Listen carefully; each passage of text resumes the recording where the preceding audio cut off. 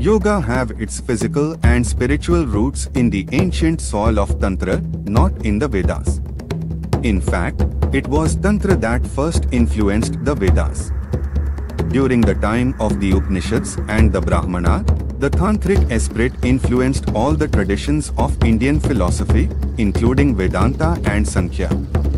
All of the practices known to be yogic in nature, asanas, pranayama, mantra meditation, kundalini awakening, samadhi are Tantric, not Vedic. Tantra, the esoteric practice among the ancient traditions, was adapted by other traditions, including Vedism, with necessary modifications to fit into their respective belief systems. Earliest references of Tantra in the Vedic literature suggest that forms of Tantra were practiced in the early Rigvedic period by groups outside the Vedic fold. Vedic Aryan tribes, Proto-Indo-European tribes migrated to India thousands of years, around 5000 BCE, when the yogis systematized the spiritual tradition of Tantra, invented the octave and Ayurveda. Moreover, the Indus Valley culture, which according to some archaeologists is at least 6000 years old, was not a Vedic civilization but primarily a Tantra-based civilization. The ancient Indus Valley civilization, which stretched from Afghanistan to the river Ganges, was largely a Tantra-oriented culture. In fact, the word Hara refers to Shiva, and Appa means father in the local language. The city of Harappa in the Indus Valley can thus be considered a place dedicated to Shiva. The language used by the residents of Indus Valley civilization was Dravidian or Elamo-Dravidian. Let us watch a short case study by Kapalika Rudra that reveals the linguistic and artistic connections between the Indus people and the Gonds.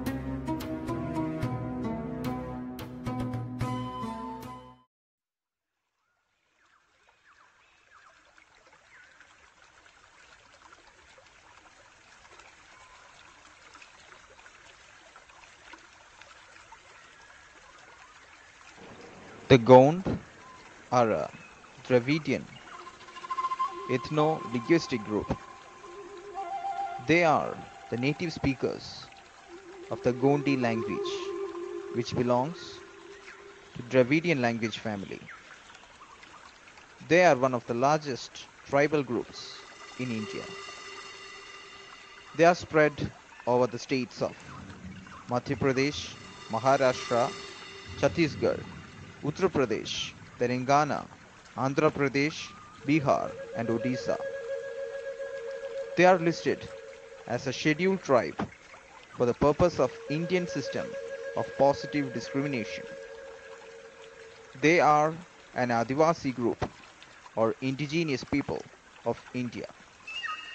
Many astrological ideas were known to ancient Gonds. Gonds had their own local terms for the sun, moon, Milky Way, and constellations. Most of these ideas were based for their timekeeping, calendar activities. Majority of Gond people still worship nature, but like many other tribes in India, Gonds can also be seen following different religions. After the major influence of Hinduism in tribal areas, some of them started following Hindu religion. Gonds are originally connected with nature. Their pantheon represents all the aspects of nature. Vedadev, the greatest of all gods, is represented by a saja tree. Thakurdev is associated with the pakri tree. The god Karma, Karmadev, who is represented by the Karma tree. Gonds believe in the supernatural forces. Their protectors are the spirits, the gods, and the goddesses who keep them away from harm. Their songs, dance forms, myths, legends, folk tales, customs, and rituals reflect a close bond with nature and are all interrelated. Oral narratives like the Gondwani and Ramayani hold the community together. The Gond creation myths tells of the greatest of gods, Vedadev, who fashioned the earth and every creature on it. There are myths about the origin of the Gond kings of different race. Vedadev is believed to live in the Saja tree. As such, the Saja tree is the most sacred tree of the Gonds. Badadev is invoked under a Saja tree by a Gond musician called Pardhan. The Pardhans are musicians and storytellers of the Gonds. For ages, they have carried collective memory of the Gond communities. A Pardhan invokes Bedadev by sitting under a Saja tree and playing a musical instrument called Bana. On listening to this melodious sound of the Bana and the song sung by the Pardhan, Bedadev awakes from his long sleep and comes down. He is offered liquor and the sacrifice of a god. Sometimes a god is dedicated to him a year beforehand, and it is allowed to wander loose in the village in the name of Buradev.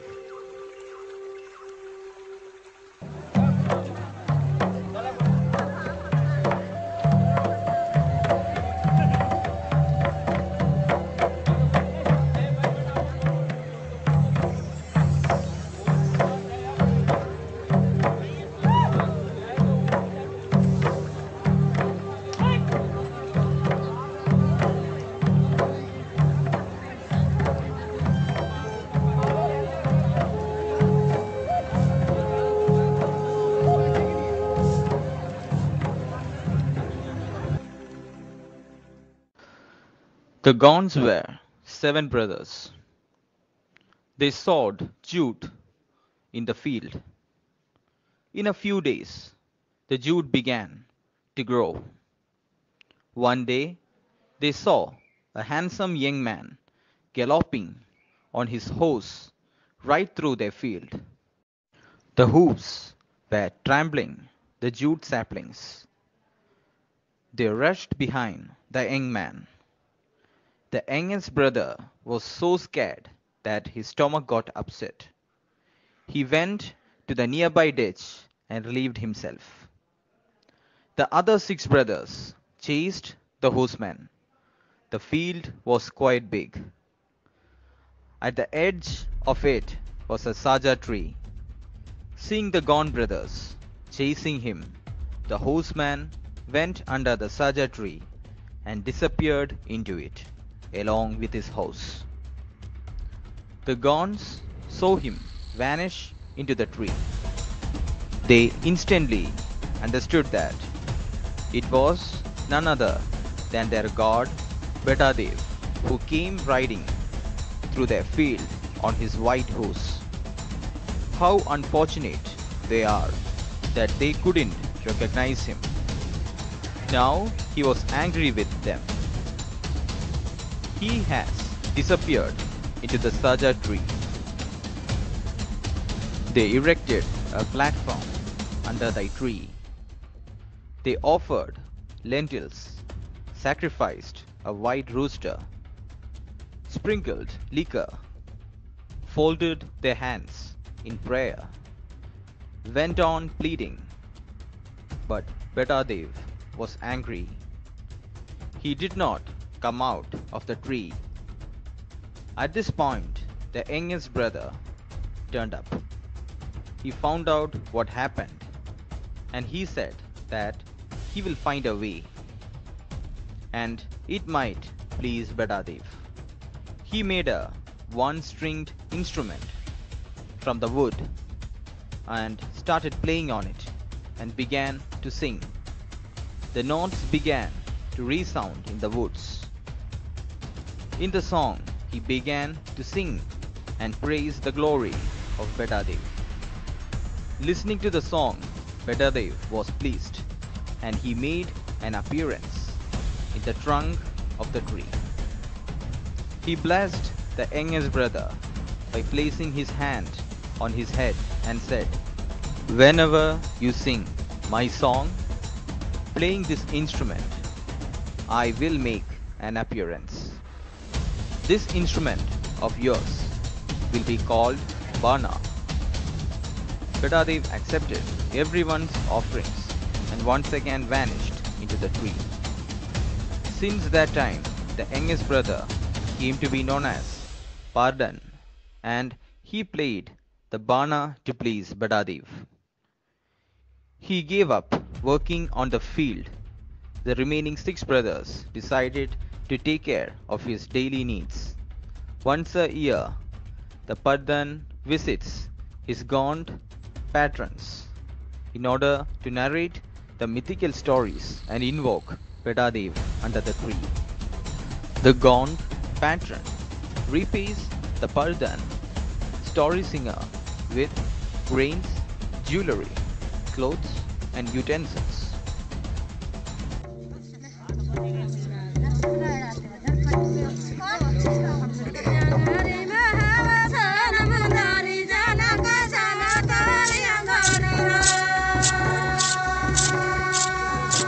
जहाँ एक और आधुनिक सभ्यता के प्रभाव के कारण आदिवासी बैगा समाज की परंपरा और संस्कृति नष्ट होते जा रही है, वही कवर्धा जिले के पंडरिया विकास खंड में आज भी अपना परंपरा और संस्कृति को बचाने का प्रयास कर रहे हैं।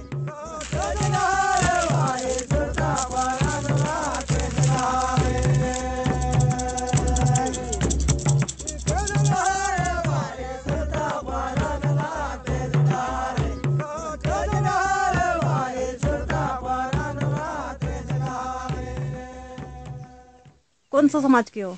बैगा। जो झाड़ फूक करते हो आप मन की परंपरा है का? हाँ। तो जैसे तबीयत खराब होते तो कैसे करते हो? 108 गाड़ी बलाथन तब नहीं आवे तो झाड़ फूक करथन तब बन जाते, ठीक हो जाते। ठीक हो जाते।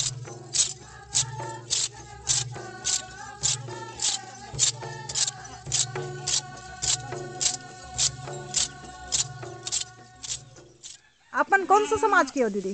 बैगा समाज के बैगिन बाई। तो ये का चीज है जो गुथा थो तेला का कहते हैं? बीरन।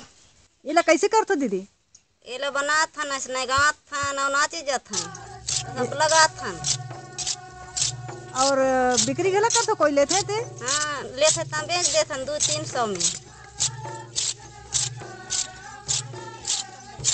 शादी वादी में भी पहन थोला? हाँ। रीना कर्मा काबर मनात हो? हमारे सगा में से मनाते। कौन सा गमे? बैगा सगा। आप मन के दादा पर दादा पूर्वज से मन के परंपरा है? हाँ। जातो जे गांव में तो काकर साथ में नाचतो? लड़की के मन साथ नाचतो या लड़का मन के साथ? लड़का मन के साथ नाचतो।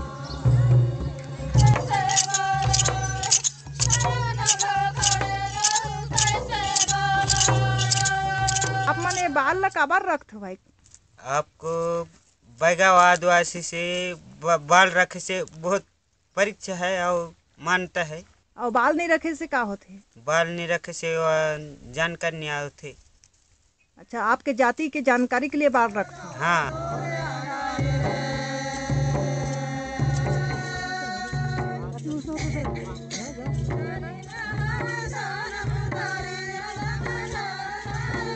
ये गोदना ला कब के गोदा है सुनोनी? 12 साल। 12 साल के थे तब के? हाँ। और नी गोदा में समाज का थे?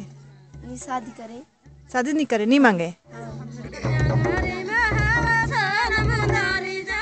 इस वीडियो के माध्यम से मैं ये संदेश देना चाहती हूँ, बैगा आदिवासी समाज के भाई बहन अपने परंपरा संस्कृति को बचाने का प्रयास करें। मैं दीना गणवीर, ग्राम छीरपानी, ब्लॉक पंडरिया, जिला कवर्धा, छत्तीसगढ़, इंडिया अनहट के लिए। The imagery of the seal is similar to the gaunt legend just described. The deity in the tree, who has often been termed as a tree spirit, can very easily be thought of as the gaunt deity Vedadev appearing in the trunk of the tree. The kneeling worshipper appears to be a gaunt priest. The 7 primal gaunt brothers can be seen at the bottom. The pedestal in front of him has an object which resembles the tray used in traditional Hindu pujas, in which the holy fire burns. The animal behind the kneeling worshipper has already been identified by scholars as a wild goat which belongs to the banks of Indus River. The goat is probably being offered as a sacrifice to the tree spirit. This agrees with the gaunt custom of offering a goat as a sacrifice to Vedadev. The central figure in the Pashupati seal from the Indus Valley civilization of 2500 BC appears to be sitting in Mula Bandhasana. Pashupati means the lord of the beasts. The animals found in the seal are buffalo, rhinoceros, elephant, and the tiger. The most interesting part of the Pashupati seal is that the seated yogi wears a horned headdress with a leafy branch in the center. This reflects the gaunt artistic style. The gaunts still adorn their gods and heroes with a horned headdress. Even as far away as Tripura, the Bodo tribes worship a horned Buradev, which means old god. The Buradev, the chief of the 14 Devatas of the ancient kings, was a horned god like the one depicted in Mohenjo-daro seal. It has been noted by scholars that the seated yogi of the Pashupati seal looks similar to the tree spirit of the sacrifice seal. Both of them are wearing a horned headdress and bangles. The visual similarities suggest that they may represent the same deity.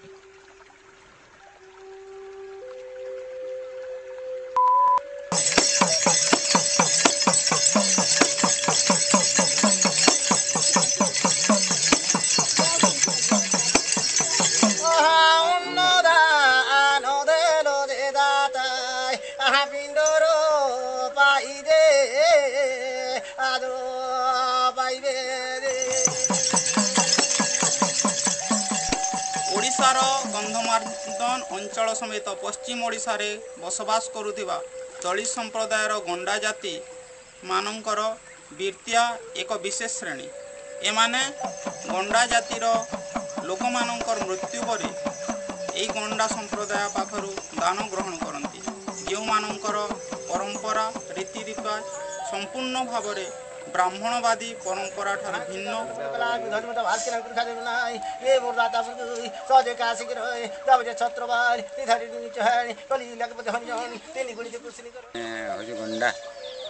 ଆଚ୍ଛା, ଆଜି ଏଇଟା କାଣା କରୁଛନ୍? ଆଜି ଆମର ବାପା ଥିଲେ ବେଲେ ସେମାନେ ମୃତ୍ୟୁ ହେଇଗଲେ ବୋଲି ଏହାକୁ ଆମେ ତାଙ୍କର ଦାନ ଦକ୍ଷିଣା କିଛି ଯେନ୍ଟା ହେଲା ମୋର ହାତେ ପାତେ ବେଲେ ମୋର ବୀର୍ତ୍ତିଆ ପୁରଖାପତିରୁ ସେ ନେଉଛେ ବୋଲି ମୁଇଁ ତାହାକେ କିଛି ଦାନ ଦକ୍ଷିଣା ଦେଇକରି ତାନୁ ପାର ହେଇଛେ।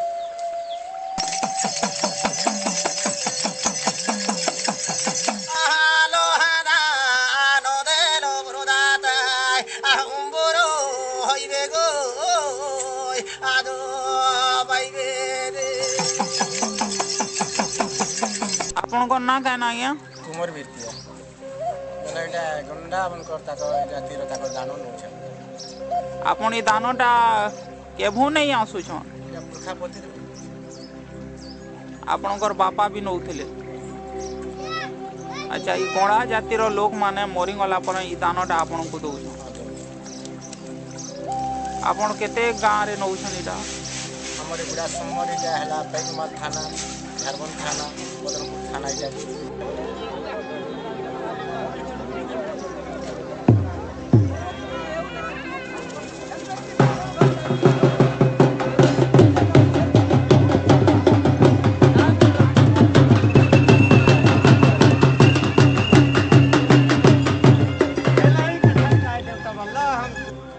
From this analysis, we come to a conclusion.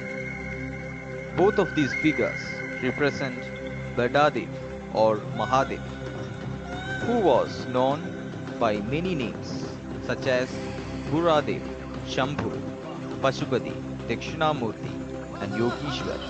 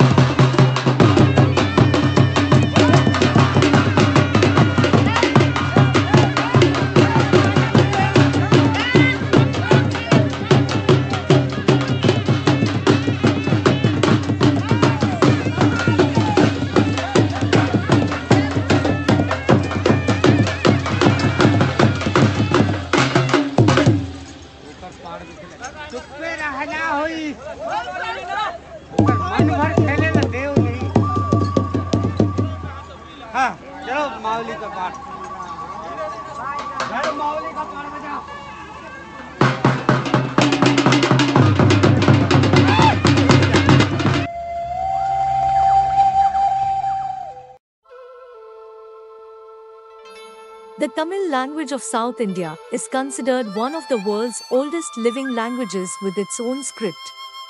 An ancient Dravidian language, Tamil is more than 6,000 years old. In fact, an ancient form of Tamil, or Dravidian, is still spoken by the Brahui people today. These people's language and culture are indeed a living link back to the early dawn of Tantric history. When the first Vedic Aryans migrated to India through the Khyber and the Bolan passes and mingled with the local population of the North Indian Proto-Dravidian languages changed to a great extent. However, in the area where the Brahui people still live, the old Dravidian language has remained virtually unchanged for millennia. The language of the Brahuis of Baluchistan, an area in Afghanistan and Pakistan, has many linguistic similarities to the Dravidian languages still spoken by the Tamils in South India today. Scholars have noted similarities in the numerals, personal pronouns, syntax and other linguistic features between Brahui and Tamil. Certain modes of worship such as puja are considered tantric in their conception. Hindu temple building also generally conforms to the iconography of Tantra. A tantric site in the ancient times was always known for its miracles of healing and protection. Today, Tantra stands very misunderstood and misrepresented. The living religion of Hindus, as practiced today, is almost entirely tantric in nature. The Tantra doctrine and worship rituals woven into Indian culture are now an integral part of Indian religions. The Hindu, Buddhist and Jain ideas, beliefs and practices of worship are permeated with Tantra. The Tantra ideology continues to form a part, in one form or other, of all Indian spiritual practices. The common worship practices, from the less advanced to the most advanced, both at home or in temples, is entirely based in the Tantra philosophy of duality, in its outlook and in its approach to God.